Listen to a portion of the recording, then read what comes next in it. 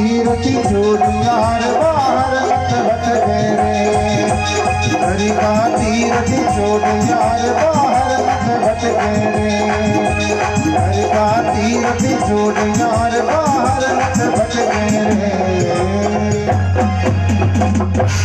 बोलो बाल कृष्ण लाल की जय हो। जय जय श्री राधे श्याम।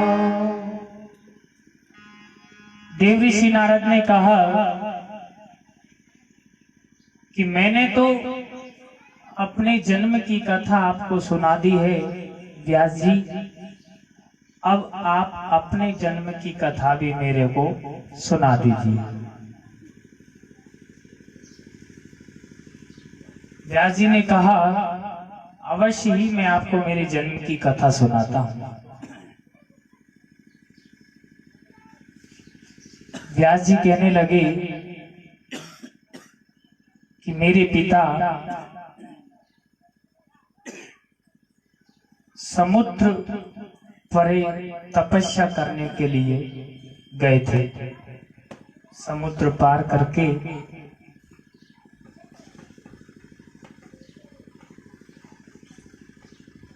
मेरी माँ के पास में एक सुआ नाम का पक्षी उसको छोड़कर चले गए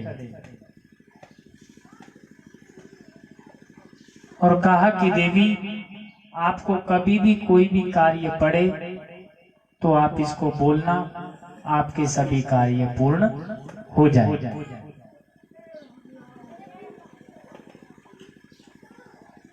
इधर में मेरी माँ उनको बड़ी जोर से काम वासना पैदा हुई और उन्होंने उस पक्षी से बोला कि आप अपने पिताजी के पास में जाओ और जाकर के बोलो कि आपको माताजी ने याद किया है। वो पक्षी चला गया और जाकर के पिताजी से कह दिया कि महाराज आप जल्दी चलें, आपको माताजी ने शीघ्र ही बुलाया है। तो व्यास जी ने कहा कि मेरे पिताजी की थोड़ी ही तपस्या बाकी रह रही थी और अपने भजन के प्रताप से उन्होंने ध्यान लगाया और मेरी माँ की जो काम वासना थी उनकी भावनाओं को पहचान लिया। तो पिताजी ने क्या किया, एक पत्र पर अपना अंश मात्र लगा करके उस पक्षी के गले में टांग दिया और कहा कि आप इसको ले जाइए और जाकर के अपनी माँ को दे देना और कहना कि पिताजी आपके पास में जल्दी ही आने वाले हैं। ऐसा ही हुआ। वो पक्षी समुद्र पार कर रहा था, उसी समय एक बाज आता है और उस सुआ नाम के पक्षी को मारने के लिए दौड़ता है। तो ये जैसे तैसे वो पक्षी तो निकल गया, लेकिन जो अंश मात्र था वो उसी में गिर गया, चल गया।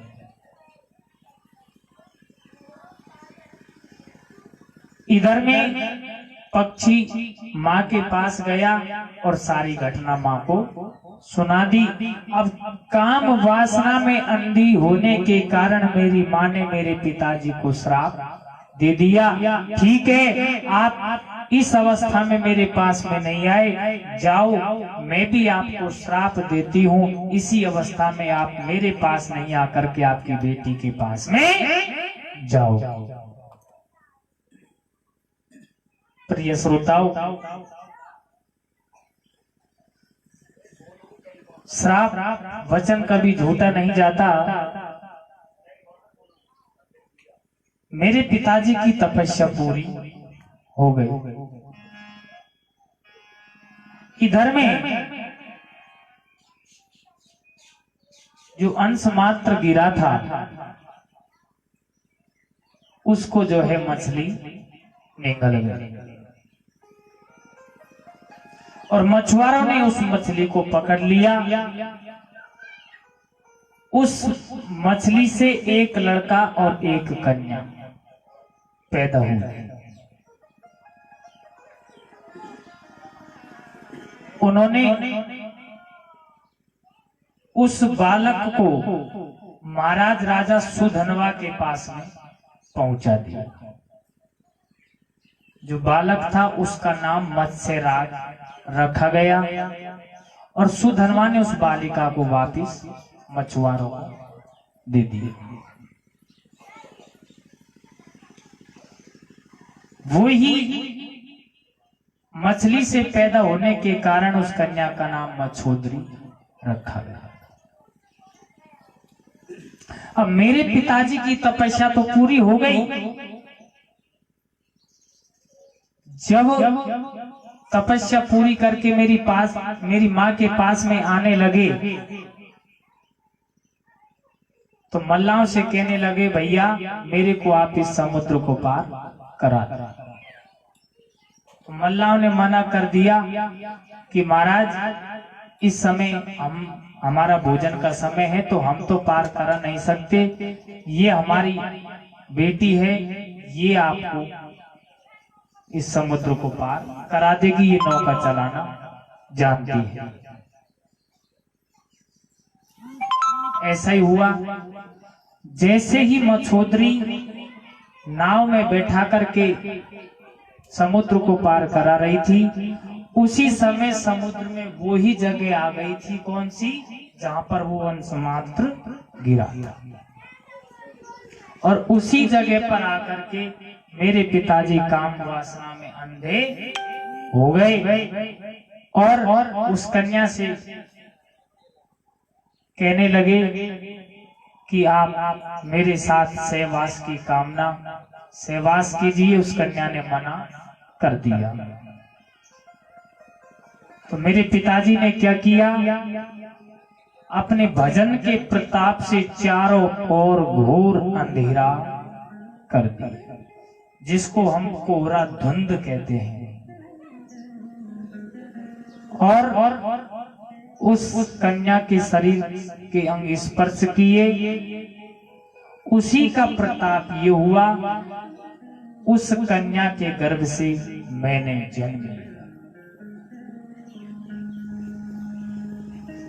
मैंने जन्म लिया तो मेरी माँ ने मेरे से कहा कि बेटा,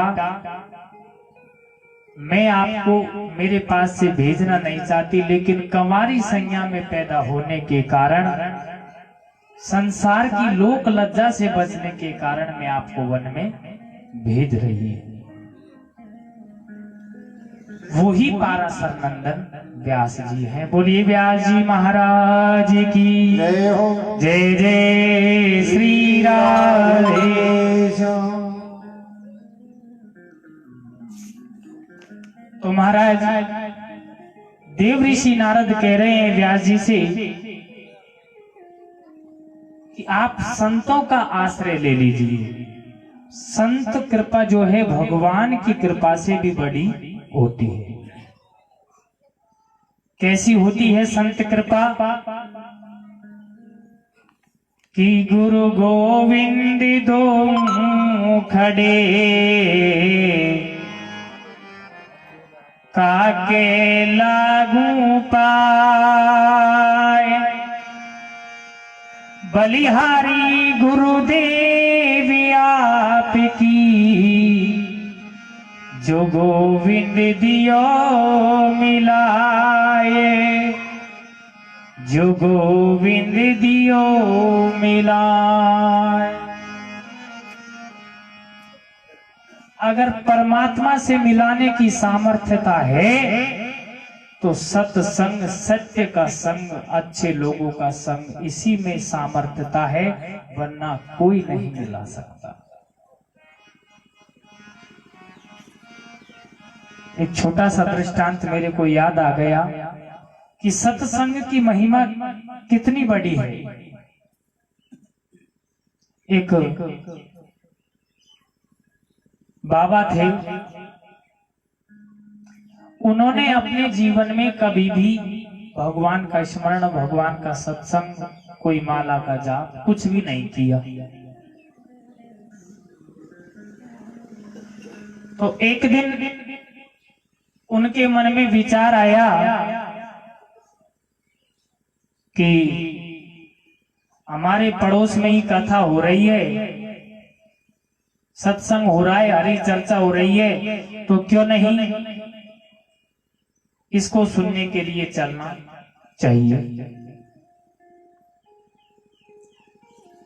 तो महाराज वो बाबा भगवान की कथा को सुनने के लिए आ गए। जब कथा को सुनने के लिए आए, अब जैसे आप आते हैं तो हम भी पूछते हैं ना, आ गए क्या, जिससे कथा चालू करें, भाई कथा का समय हो गया।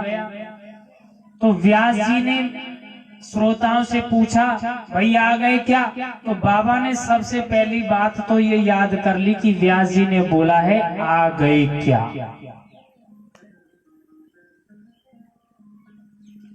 अब आरती हो गई और कथा सुनने के लिए सभी भक्त बैठ गए। तो व्यास जी ने पूछा सभी से कि भाई बैठ गए क्या, जिससे अपन कथा चालू करें। बाबा ने दूसरी बात ये याद कर ली, व्यास जी ने बोला है बैठ गए क्या। फिर व्यास जी ने कथा चालू कर दी। अब 11 बजे कथा चालू करी, बाबा को ऐसी नींद आई कि शाम के 4 बज गए, बाबा ने एक शब्द नहीं सुना व्यास जी ने क्या बोला और क्या नहीं बोला। व्यास जी जाने और कथा जाने। बोलो राधे राधे। हाँ, जब आरती का समय हुआ शाम के समय, तो व्यास जी ने आदेश दिया, बोले भैया खड़े हो जाओ। सभी भक्तगण खड़े हो गए क्या? तो बाबा ने तीसरी बात ये याद करी कि व्यास जी ने बोला है खड़े हो गए क्या। और जब आरती हो गई, प्रसाद ले लिया, आरती के दर्शन कर लिए और सभी अपने घर को चल दिए। तो व्यास जी ने कहा चल दिए क्या?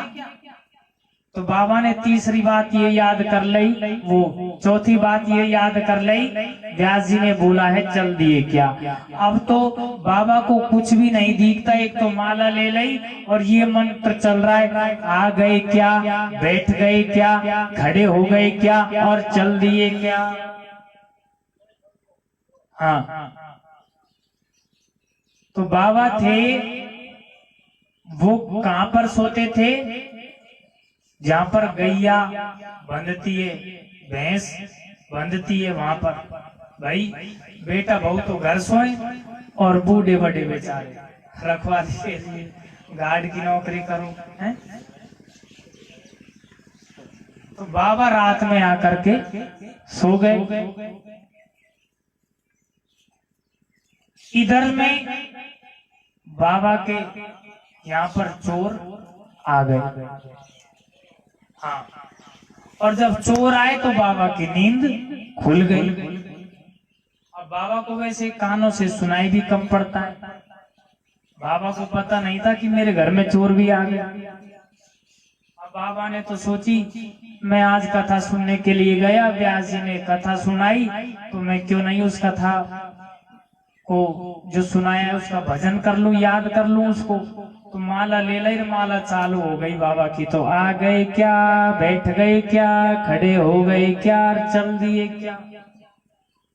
तो जैसे ही चोर आए और बाबा की माला चालू हुई, आ गए क्या, चोरों ने सोचा बेटा मर गए। बाबा जग गया और बाबा को पता चल गया।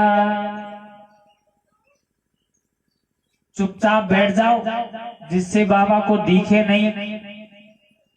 तो चोर जैसे ही बैठे, बाबा की तो माला चल रही है, बाबा को क्या पता क्या हो रहा है। बाबा की माला चल रही है, बैठ गए क्या।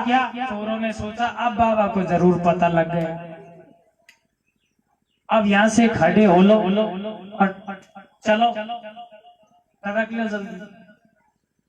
अब तो महाराज चोर खड़े हुए तो बाबा की तो वही माला, खड़े हो गए क्या। चोरों ने सोचा अब बाबा पकड़ेगा, अब नंबर आ गया। तो जैसे ही चलने लगे चोर, बाबा की माला चल रही है, चल दिए क्या? अब महाराज चल दिए क्या जैसे ही बोली तो चोर तो भागने लगे, बाबा की नजर पड़ गई। बाबा ने बोला, अरे चोर चोर पकड़ो पकड़ो पकड़ो, और पड़ोसियों को भी पता लग गया और उन चोरों को पकड़ लिया। बोलो राधे। अगर बाबा दिन में भागवत की कथा सुनने के लिए नहीं जाते तो माला का जाप भी नहीं करते, और माला का जाप नहीं करते तो वो चोरों को भी नहीं पकड़ते, और बाबा की 1 लाख रुपया की भैंस चल जाती। तो इतनी सामर्थ्यता है सत्संग के अंदर, भगवान की कथा के अंदर। बोलो संत भगवान की जय। संतन के संग लाग रे, तेरी अच्छी बनेगी। अच्छी बनेगी तेरी बिगड़ी बनेगी, संतन के संग लाग रे, तेरी अच्छी बनेगी। संतन के संग लाग रे, तेरी अच्छी बनेगी। संतन के संग लाग रे, तेरी अच्छी बनेगी। संतन के संग लाग रे, तेरी अच्छी बनेगी।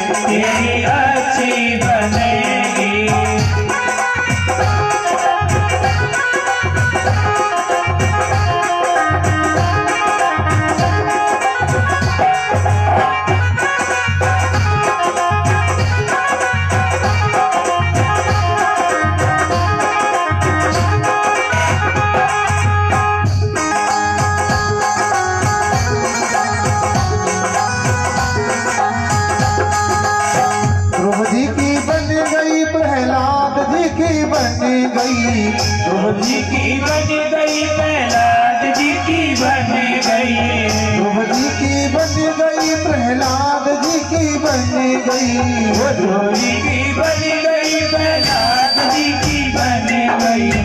चरणन में लाग रे तेरी अच्छी बनेगी,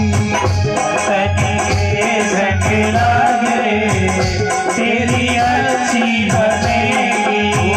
संगन के संग लाग रे तेरी अच्छी बनेगी, संगन के संग लाग रे तेरी अच्छी बनेगी, संगन के संग लाग रे तेरी अच्छी बनेगी।